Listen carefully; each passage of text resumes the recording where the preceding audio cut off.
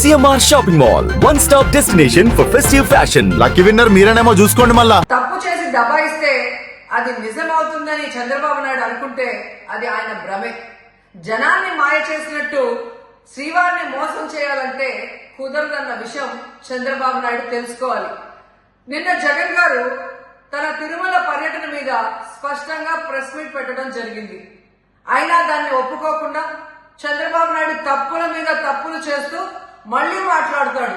జగన్మోహన్ రెడ్డి గారు తిరుమల రావడానికి భయపడుతున్నాడు, డిక్లరేషన్ ఇవ్వబడుతుంది కాబట్టి ఎస్కేప్ అవుతున్నాడు అని చెప్పి సూటిగా చంద్రబాబు నాయుడు గారికి చెప్తున్నా. చంద్రబాబు నాయుడు జగన్ గారి దమ్ము ధైర్యం గురించి రాష్ట్ర ప్రజలందరికీ బాగా తెలుసు.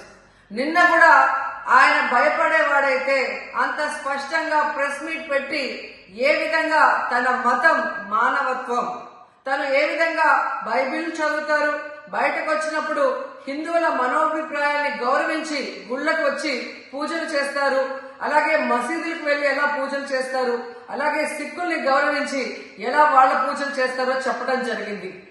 ఈ రోజు మీకు క్లియర్ గా తెలుసుకోవాల్సిన విషయం, మీకు దేవుడు అంటే భయం భక్తి లేదు కాబట్టి ఏంటనేది మీకు అర్థం కాదు. కానీ ఒక భక్తుడికి దేవుడి దగ్గరికి వెళ్ళాలి అన్నప్పుడు ప్రశాంతమైన వాతావరణంలో వెళ్ళాలనుకుంటాడు, ప్రశాంతంగా భగవంతుడిని పూజించాలని అనుకుంటాడు. కానీ ఈ రోజు మీరు జగన్మోహన్ రెడ్డి గారు తిరుమలకు వస్తానని అనౌన్స్ చేసిన దగ్గర నుంచి బీజేపీలో కొందరు, జనసేన, తెలుగుదేశం పార్టీ ఎలా అలజడి సృష్టిస్తున్నారో అందరూ కూడా గమనిస్తున్నారు. ఏ విధంగా అలిపిరి దగ్గర మేము అటాక్ చేస్తాం, అడ్డుకుంటామని చెప్పటం, అలాగే వైఎస్ఆర్ కాంగ్రెస్ పార్టీ నాయకులందరికీ, కార్యకర్తలందరికీ నోటీసులు ఇచ్చి జగన్మోహన్ రెడ్డి గారి పర్యటనకి పర్మిషన్ లేదు కాబట్టి ఎవరొచ్చినా అరెస్ట్ చేస్తామన్నట్టుగా భయభ్రాంతులకు మీరు ఎలా గురి చేశారు. అండ్ ఈరోజు కుల రాజకీయాలు చేసి రాష్ట్రాన్ని భ్రష్టు పట్టించడమే కాకుండా మత రాజకీయాలు కూడా మీరు ఎలా చేస్తున్నారో అందరూ కూడా గమనిస్తున్నారు. ఇలాంటి వాతావరణంలో దర్శనం చేసుకోలేము కాబట్టే జగన్మోహన్ రెడ్డి గారు ఏ విధంగా ఆ తిరుమల ట్రిప్ ని క్యాన్సిల్ చేసి తన అభిప్రాయాల్ని ప్రెస్ ద్వారా ప్రజలకి తెలియజేయడం జరిగింది. సో నిజమైన భక్తుడు జగన్మోహన్ రెడ్డి గారు ఎప్పుడైనా మళ్లీ వెళ్లి వెంకటేశ్వర స్వామిని దర్శించుకోగలరు.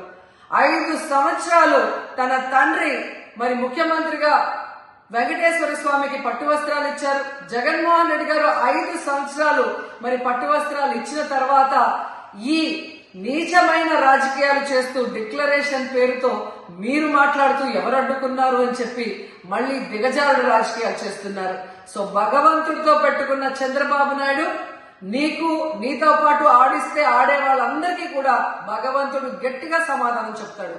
సుమన్ టీవీలో మీ పర్సనల్ అండ్ బిజినెస్ ప్రమోషన్స్ కోసం కింది నెంబర్కి కాంటాక్ట్ చేయండి.